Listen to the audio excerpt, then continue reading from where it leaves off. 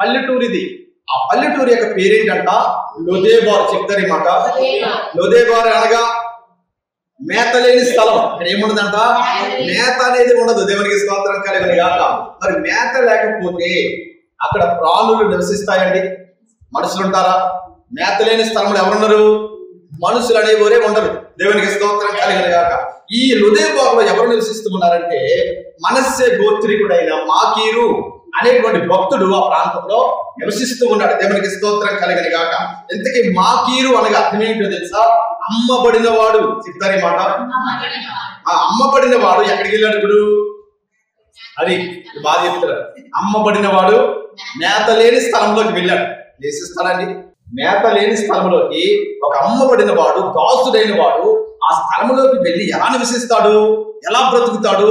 తాను, తన భార్య, తన బిడ్డలు, తన పనివారు, తనకు కలిగిన సమస్తము ఆ మేత లేని స్థలంలో ఎవరుంటారండి? మేత లేదు గనకనే ఆహారం లేదు గనకనే నయోమి తన భర్త, తన ఇద్దరు కుమారులు ఏ ఊరు వదిలిపెట్టేశారండి? సాక్షాత్తు నజరేయుడైన క్రీస్తు వారు, ఈ లోక రక్షకుడైన క్రీస్తు పుట్టిన బెత్లెహేమును వదిలేసి ఎక్కడికి వచ్చేసారంట? బయటకు వచ్చేసారు. వాళ్ళు ఎందుకని వచ్చారండి? చెప్తారు ఈ మాట. ఎందుకని నయోమి తన భర్త, తన ఇద్దరు కుమారులు చక్కటి బెత్లెహేమున పట్టణ, ఆ ఊరిని, ఆ గ్రామాన్ని విడిచిపెట్టి బయటికి ఎందుకు వచ్చారంటే బెత్లెహేములో కరువు వచ్చింది కనుక అక్కడ ఏం దొరకట్లేదు? ఆహారం, రొట్టెలు దొరకట్లేదు కనుకనే ఆ నయోమి తన భర్త, తన ఇద్దరు కుమారులు కూడా బయటకు వచ్చినట్లుగా మనం చూస్తూ ఉన్నాం. దేవునికి స్తోత్రం కలుగును గాక. ఇప్పుడు బెత్లెహేములో మేత లేదు గనక, ఏమండి, మేత లేదు గనక ఎవరు బయటకు వచ్చారంట? నయోమి తన భర్త, తన ఇద్దరు కుమారులు బయటకు వచ్చారు. దేవునికి స్తోత్రం కలుగును గాక. చూడండి, మేత లేని స్థలంలో మనుషులు అనేవారు ఉండరు. కరువు ఏర్పడి చేస్తున్న ప్రాంతంలో మనుషులు ఉండరు కదా. దేవుని నామానికి స్తోత్రం కలుగును గాక. ఆది కాండములో అబ్రహాము జీవితాన్ని కానీ మనం చూస్తే అబ్రహాము కూడా ఎలాంటి పరిస్థితి ఏర్పడింది? ఈ అబ్రహాము బేతేలు అనే ప్రాంతంలో ఉండగా అక్కడ కరువు అనేది వచ్చిందంట. ఎక్కడ ఉండగానండి? బేతేలు అనే ప్రాంతంలో ఉన్నప్పుడు ఏమొచ్చింది? కరువు వచ్చింది. బేతేలు అనగా అర్థం ఏంటి? చాలా సార్లు మీరు విన్నారు కదండి. బేతేలు అనగా ఏంటి? అది దేవుని మందిరము, దేవుని నివాసము. దేవునికి స్తోత్రం కలుగును గాక. దేవుని మందిరంలో కరువు వస్తే దేవుడు చూస్తూ ఊరుకుంటాడండి? ఊరుకోడు కదా. చూడండి, ఈ అబ్రహాం అంతటి భక్తుడే ఆ బేతేలు అనే ప్రాంతంలో కరువు వచ్చిందని ఎక్కడికి వెళ్ళిపోయాడు? ఐగుప్తుకి వెళ్ళిపోయాడు. దేవునికి స్తోత్రం కలుగును గాక. ఆ బేతేలులో మేత దొరకటం లేదు. అబ్రహాం అంటే ఒక్కడే ఉండడు. ఎవరుంటారు? అబ్రహాం అంటే తన వెనకాల ఎవరుంటారని సారమ్మ ఉంటుంది. ఆ సారమ్మ వెనకాల పనివారు, సారమ్మకే ఇంచుమించు 10 మంది పనిచేసేటువంటి స్త్రీలు ఉన్నారు. అర్థమైతుందండి? ఒక్క సారమ్మకు మాత్రమే. దేవునికి స్తోత్రం కలుగును గాక. అబ్రహాము కలిగిన గొర్రెలను, మేకలను, ఒంటెలను, గాడిదలను చూసుకోవడానికి 318 మంది పనివారు ఉన్నారంట. ఎంతమంది అండి? చూసారా? అబ్రహాము ఇంటిలో పనిచేసే పనివారు 318 మంది. చూడండి, 318 మంది. ఇక్కడ సారా, మరి అబ్రహాము, మరి సారమ్మ యొక్క దాసీలు, వీరంతా కలిసి చూసినట్లయితే ఇంచుమించుగా ఒక 350 మంది దాకానే ఉన్నారు. వీరందరికీ ఆహారం లేదు గనక, బెత్లెహేములో కరువు వచ్చింది కనుక ఆహారం కొరకు ఎక్కడికి వెళ్ళిపోయారు వీళ్ళు? చెప్పాలి. ఐగుప్తు దేశానికి వెళ్ళిపోయారు. దేవుని నామానికి స్తోత్రం కలుగును గాక. ఎందుకని వెళ్ళిపోయారంటే అక్కడ మేత లేదు గనుకనే వారు వలస వెళ్ళిపోయారు. దేవుని నామానికి స్తోత్రం కలుగును గాక. ఒకానొక సమయంలో యాకోబు అనే భక్తుడు తన భార్యలు, తన బిడ్డలతో షెకెము అనే ప్రాంతంలో నివాసం ఉంటున్నాడు. ఎక్కడండి? షెకెము అనే ప్రాంతంలో నివాసం ఉంటుండగా సడన్ గా ప్రాంతంలో కరువు వచ్చిందంట. ఏమొచ్చిందండి? కరువు వచ్చింది. కరువు వచ్చినప్పుడు తన కుమారులను పిలిచి, ఒరేయ్, ఎందుకని మీరు ఒకరినొకరు చూసుకుంటూ ఉంటారు? ఇక్కడ కరువు వచ్చింది కదా, తిండి గింజలన్నీ అయిపోయాయి కదా, ఇదిగో ధాన్యం అయిపోయింది, బియ్యం అయిపోయాయి, కందిపప్పు అయిపోయింది, ఏమీ కూడా మనకి లేవు.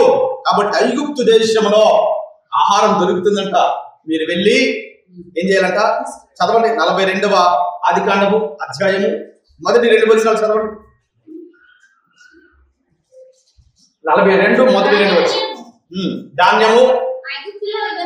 ధాన్యము ఐగుప్తులో ఉన్నదని యాకోబు తెలుసుకున్నప్పుడు మీరు ఎలాగ ఒకరినొకరు చూసుకుంటున్నారు? తన కుమారులతో అనిను, మరియు అతడు చూడుడి ఐగుప్తులో ధాన్యం ఉన్నదని వింటిని, మనము చావక బ్రతుకున్నట్లు మీరు అక్కడికి వెళ్ళి మన కొరకు అక్కడ నుండి ధాన్యము కొనుక్కుని రండని చెప్పగా,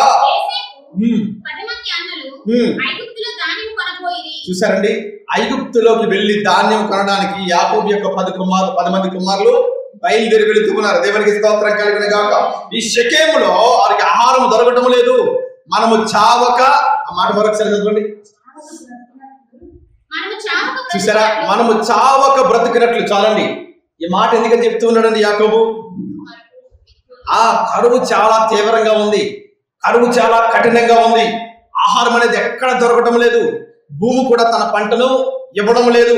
కాబట్టి ఎక్కడ చూసినా ఎండిపోయిన పరిస్థితి కనబడుతుంది.